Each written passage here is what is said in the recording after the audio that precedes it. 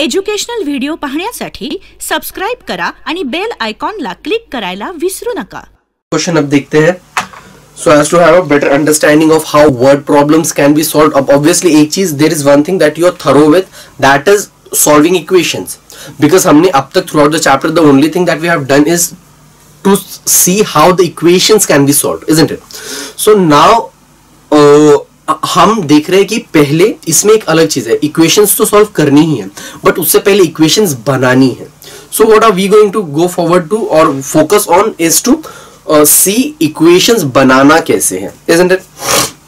Now एक और question देते हैं. A certain amount of equally distributed a certain amount is equally distributed among certain number of students. एक कुछ amount है और वो अमाउंट कुछ स्पेसिफिक नंबर ऑफ स्टूडेंट्स में इक्वली डिस्ट्रीब्यूट कर दी गई है. Each would get 2 less if 10 students were more and each would gate 6 more if 15 students were less. कहा गया है कि हर किसी को 2 रुपए कम मिलेंगे अगर 10 स्टूडेंट्स ज्यादा है, और अगर 15 स्टूडेंट्स बढ़ जाते हैं तो हर किसी को 6 रुपए ज्यादा मिलेंगे.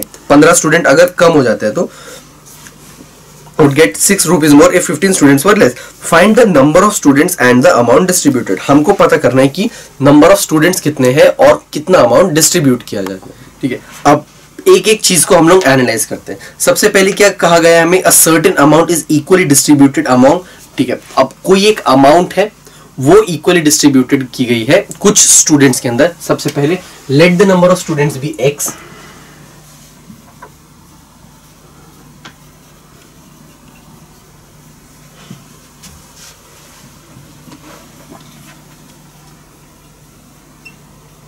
और let the amount received by each of them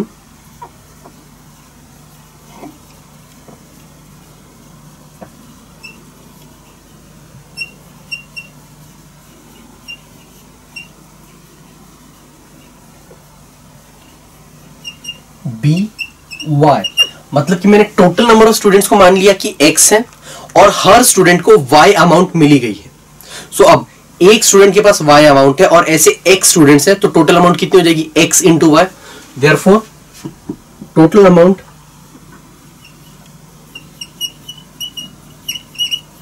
is equal to x into y. दोनों का प्रोडक्ट, एक स्टूडेंट के पास y है और ऐसे x स्टूडेंट्स है, तो मतलब टोटल मतलब दोनों का प्रोडक्ट. सो ये हो जाएगा मेरे पास टोटल अमाउंट. अब अगली कंडीशन क्या बोली गई है, among number of students each would get 2 rupees less if 10 students were more. ठीक है, अब अगर 10 स्टूडेंट्स बढ़ा दिए जाए, मतलब कि अगर x प्लस 10, क्यों 10 स्टूडेंट्स बढ़ा दिए गए हैं, और तो हर स्टूडेंट को कितना, अब पहले कितना मिल रहा था y, अब कितना मिलेगा y माइनस 2, 2 रुपए कम मिलेगा. So this is equal to x into y. क्यों, अगेन 10 स्टूडेंट बढ़ा दिए गए हैं तो और 2 रुपए हर स्टूडेंट के कम हो गए, लेकिन टोटल अमाउंट तो स्टिल सेम है, x इंटू वाई. अब दूसरी कंडीशन अगर हम देखें, ठीक है, पहले इसको सॉल्व कर लेते हैं थोड़ा सा. तो ये हो जाएगा x into y minus 2x plus 10y minus 20 is equal to x into y. ये x y कैंसिल, दोनों तरफ एक है, दोनों तरफ सेम साइन के है.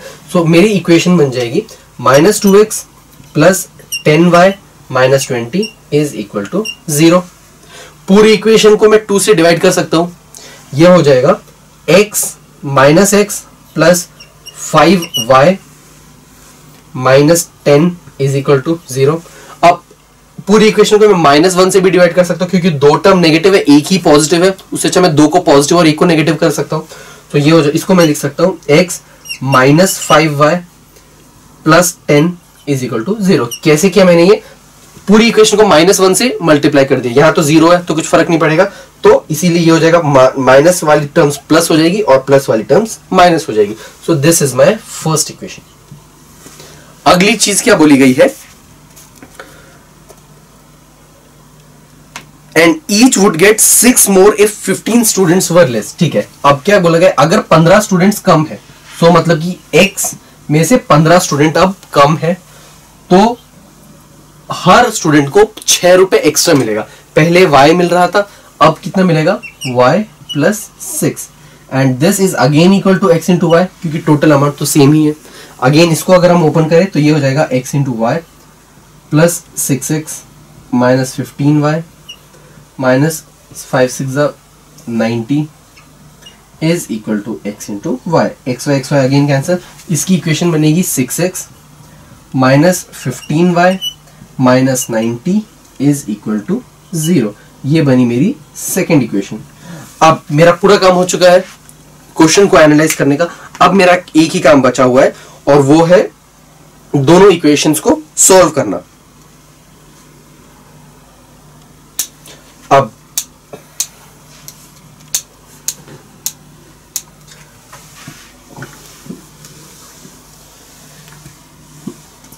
ये मेरी दोनों इक्वेशंस ऊपर लिख लेते हैं, ठीक है। इक्वेशंस हमारी आई है, पहले तो x minus y sorry minus 5y minus 10 sorry plus 10 is equal to 0। पहली ये इक्वेशन आई थी और लेकिन हम इसको RHS में लेके जाते हैं हमेशा, तो इसीलिए इसको इज इक्वल टू माइनस 10 कर देते हैं। और दूसरी इक्वेशन हमारी आई थी, it was 6x minus 15y, 6x minus 15y minus 90 था, यहाँ पर माइनस 90 था तो मैं इसको प्लस यहां ले जाकर प्लस 90 कर सकता हूं। सो नाउ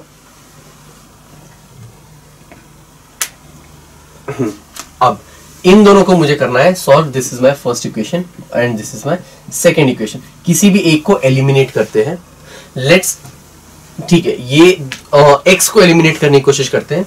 यहाँ पे कितना है, 6 है इसका कोएफिशिएंट, यहाँ पे कितना है, 6 है। दोनों के कोएफिशिएंट को सेम करना है तो मैं क्या करूंगा, मल्टीप्लाइंग इक्वेशन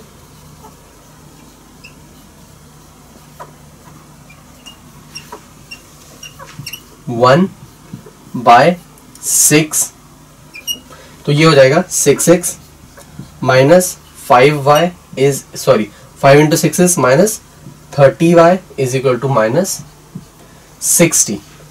और ये तो पहले से वही है, कौन सी, और इसको अगर हम and subtracting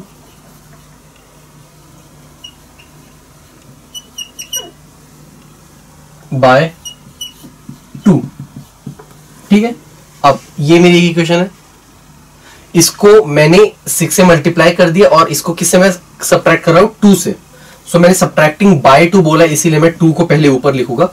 6x minus 15y is equal to 90।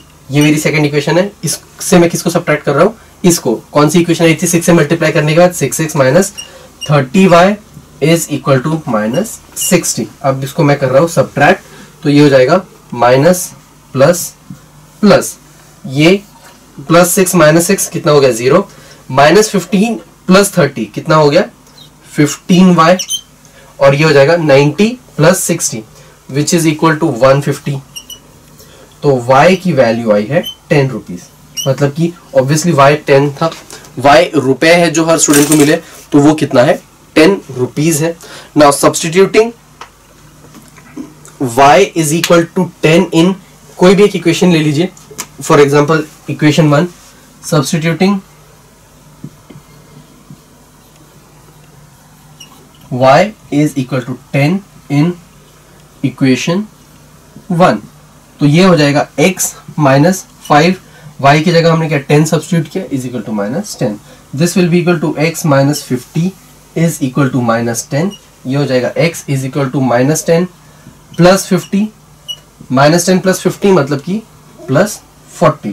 सो मतलब x क्या था, मेरा number of students. So the number of students present in the class is 40 and each student will get the amount of 10 rupees each. So मुझे find out करना था, find the number of student and the amount distributed. So 10 rupees, ठीक है। Total amount distributed is 40 into 10 मतलब कि 400, मतलब कि 400 रुपए को डिस्ट्रीब्यूट किया गया है। हर स्टूडेंट को 10 रुपए मिला, इसीलिए तो टोटल कितने, इसीलिए टोटल नंबर ऑफ स्टूडेंट्स कितने हुए, 40। चलते हैं अगले क्वेश्चन की तरफ। नेक्स्ट क्वेश्चन इज आपका एग्जाम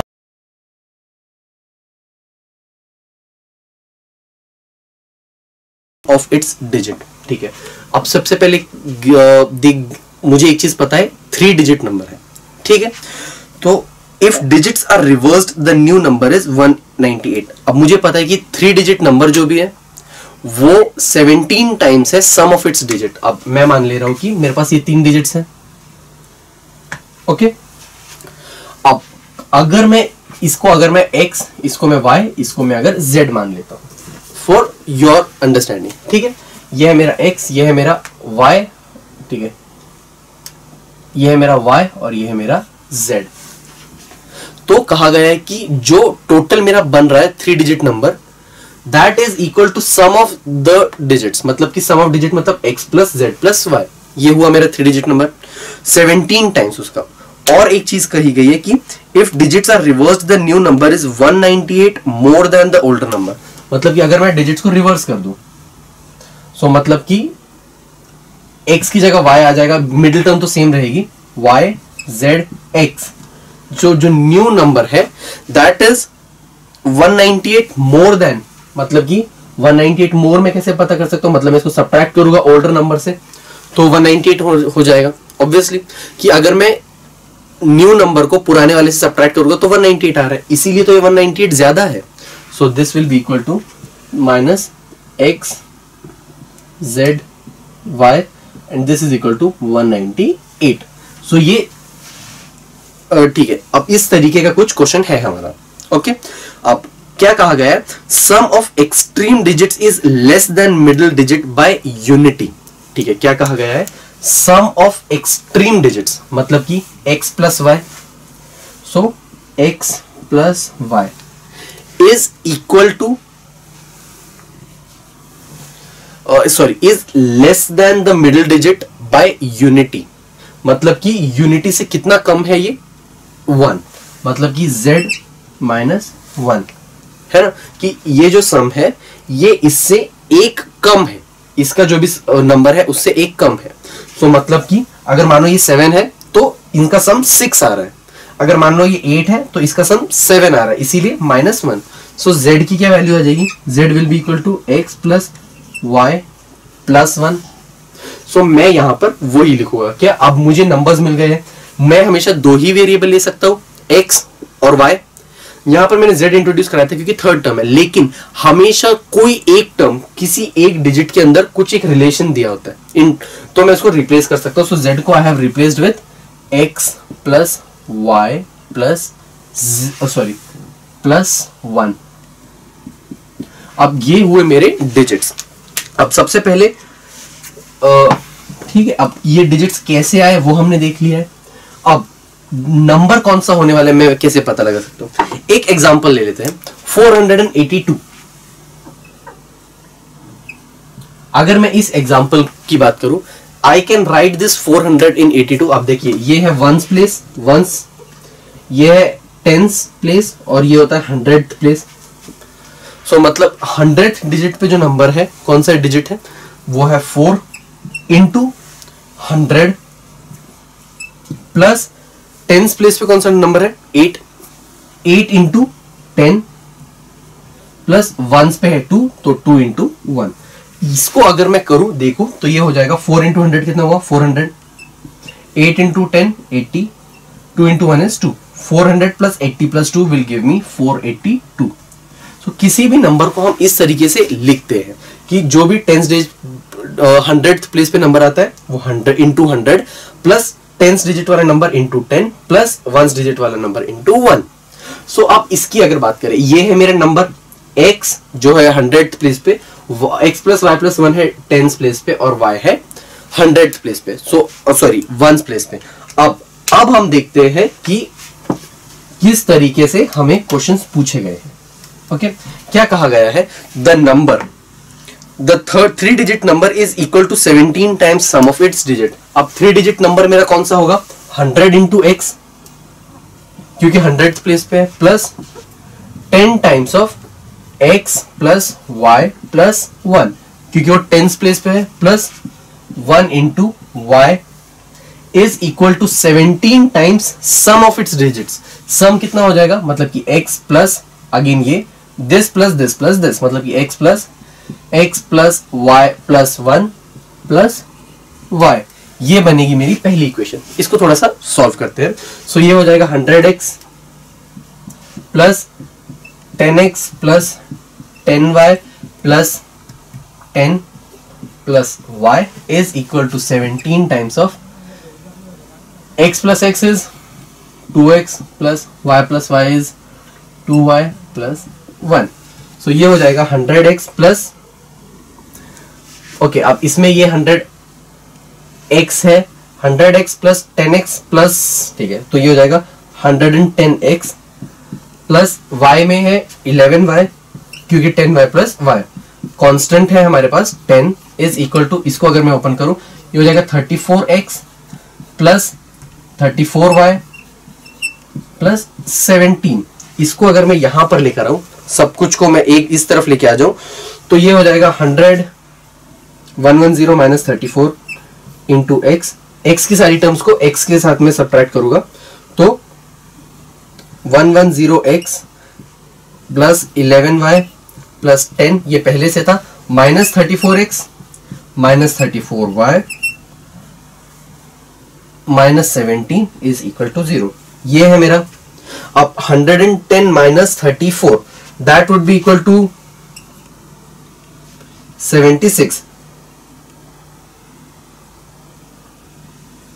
x 11y माइनस 34 ये हो जाएगा माइनस ऑफ 23y और 10 minus 17 that would be equal to minus 7 is equal to 0।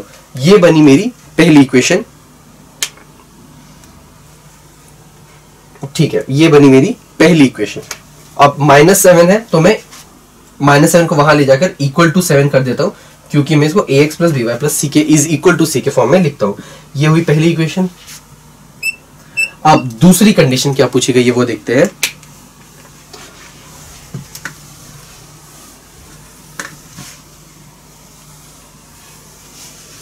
कहा गया है if digits are interchanged, digits interchange हुए हैं, इसका मतलब क्या हुआ है कि y की जगह मैं x लिखूंगा, मतलब कि अब न्यू नंबर कौन सा हो जाएगा मेरा y, ये तो सेंट्रल डिजिट है सेम ही रहेगा, और ये मेरा है वंस डिजिट वाला नंबर। अगर मैं डिजिट्स को इंटरचेंज करता हूं तो जो न्यू नंबर मुझे मिला है it's greater than the older one by 198। Greater than older one मतलब कि दोनों का अगर मैं सब्ट्रैक्ट करूंगा तो मुझे 198 मिल जाएगा।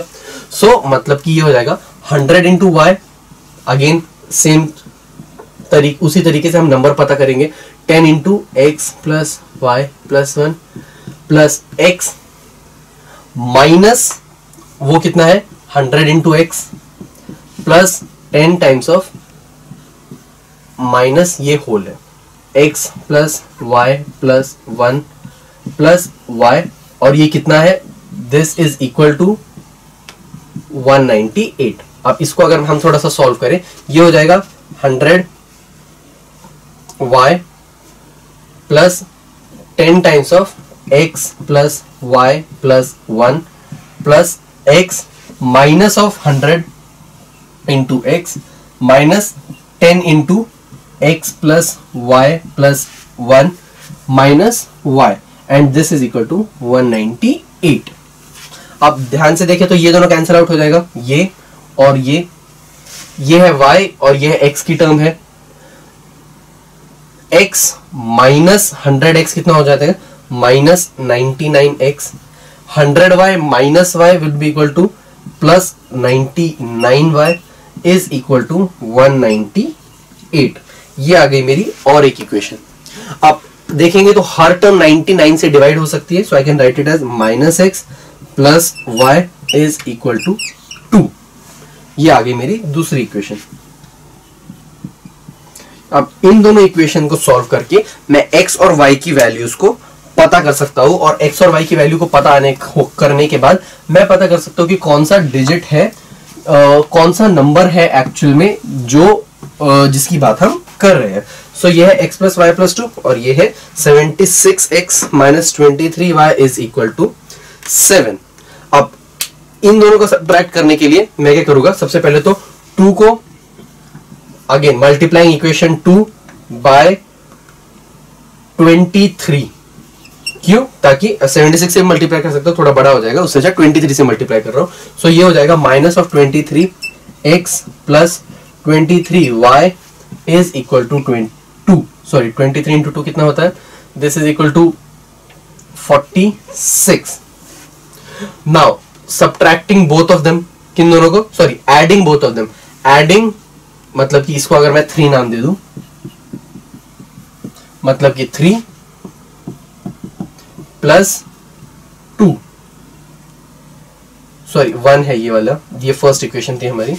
सो 3 प्लस 2 ये 1, ये मुझे दे देगा minus 23x plus 23y is equal to 46, और फर्स्ट वन है मेरी 76x minus 23y is equal to 7।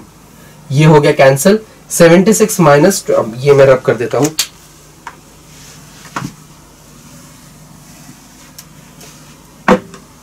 और एक इक्वेशन थी हमारे पास, वो लिख लेते हैं minus x plus y is equal to 2।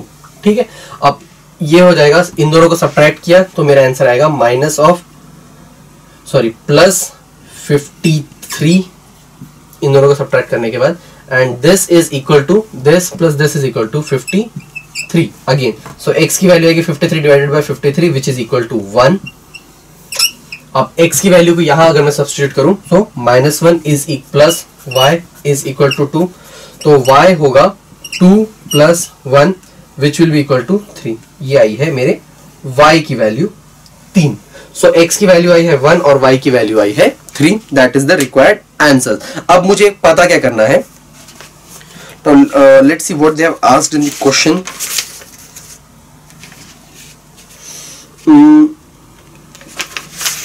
ठीक है, हमें पता करना है वो नंबर कौन सा है जिसकी हम बात कर रहे हैं। x मतलब मेरा यहां पर था, x ये था मेरा x, मतलब कि ये रहने वाला है मेरा x कितना है मेरा 1। ये था मेरा y मतलब कि 3, और ये कितना था x प्लस y प्लस 1 मतलब कि 1 प्लस 3 प्लस 1 मतलब कि ये हो जाएगा 5।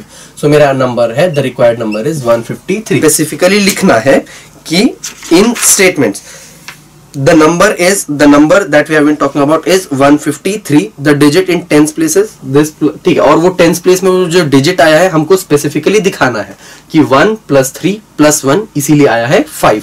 किसकी बात मैं कर रहा हूं? इसकी। ये x प्लस वाई प्लस 1 था, मतलब कि x प्लस वाई प्लस 1 इसीलिए आया 5। तो मेरा जो टोटल नंबर है दैट इज 153। चलिए अब